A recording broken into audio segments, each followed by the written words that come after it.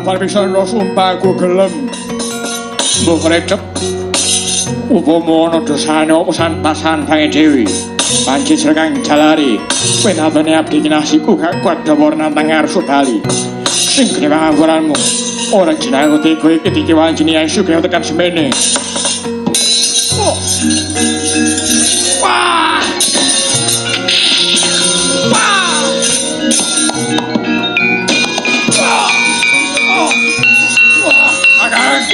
Kakak. Wah.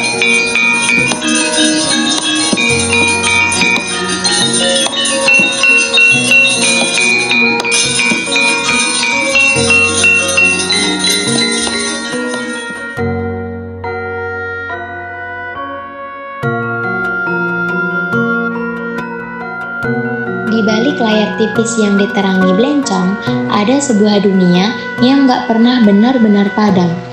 Dunia tempat para kesatria, raksasa, dan dewa ngobrol memakai bahasa simbol, tapi maknanya tetap relevan bahkan buat kita generasi yang hidup di era digital. Inilah wayang kulit, konten legendari yang sudah ada jauh sebelum internet lahir. Wayang itu bukan cuma tontonan, tapi bagian dari identitas kita. Setiap tokoh wayang punya gayanya masing-masing. Ada yang bijak, ada yang lucu, bahkan ada juga yang bikin emosi.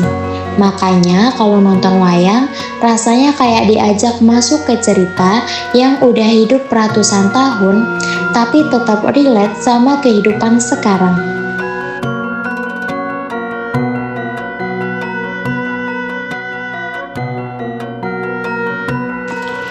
Di tangan seorang dalang, satu kotak kayu berubah menjadi universe.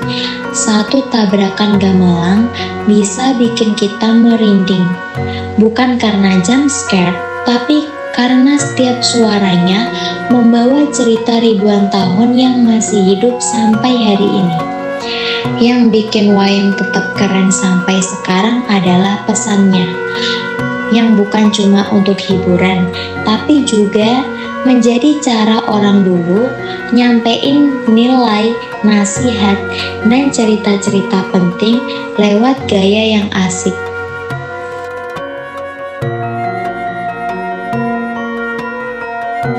Pada periode selanjutnya, wayang menjadi media dakwah efektif bagi umat Islam di Nusantara, terutama melalui inovasi Wali Songo seperti Sunan Kalijaga yang mengubah cerita wayang dari tema Hindu-Buddha menjadi kisah Islami untuk menarik masyarakat lokal tanpa paksaan.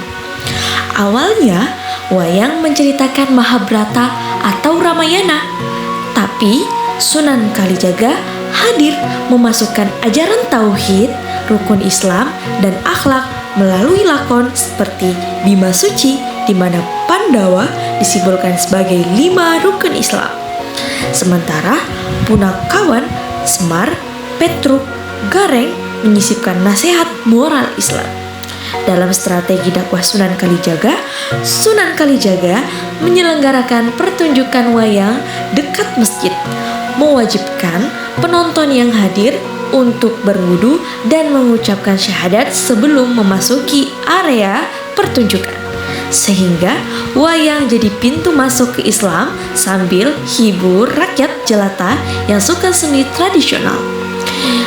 Sunan Kalijaga menciptakan tokoh baru seperti Darmakusumo dengan jimat Kalimasada yang artinya kalimat syahadat, dan disisipkan dialog dalang tentang keesaan Allah, sabar, adil, serta ilmu agama, membuat dakwah mudah dicerna karena pakai bahasa Jawa. Selain itu, Sunan Kalijaga juga memakai gamelan dan simbol budaya lain untuk menarik minat masyarakat Jawa. Pendekatan ini digabungkan melalui pedagogi dan politik adaptasi, sukses menyebarkan Islam di Jawa tanpa konflik. Dengan itu, wayang bukan hanya sekedar peninggalan budaya lokal yang tidak memiliki makna apapun. Wayang memiliki makna yang cukup besar atas perjalanan sejarah masyarakat khususnya di Pulau Jawa. Hingga saat ini, wayang masih lestari. Di era modern saat ini, dakwah melalui wayang juga difasilitasi dengan kemajuan teknologi, seperti penayangan wayang secara digital dan penggunaan media sosial untuk menjangkau komunitas yang lebih luas.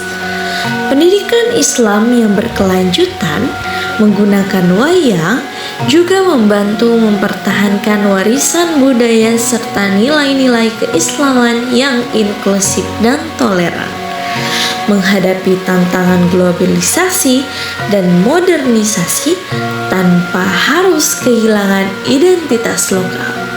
Dengan demikian, wayang tetap bukan hanya sebagai warisan seni tradisional, tetapi juga alat dakwah yang dinamis yang menghubungkan nilai-nilai Islam dengan kehidupan masyarakat kontemporer, menjadikan dakwah tidak hanya soal agama tetapi juga berbaur dengan budaya dan sosial yang menyeluruh.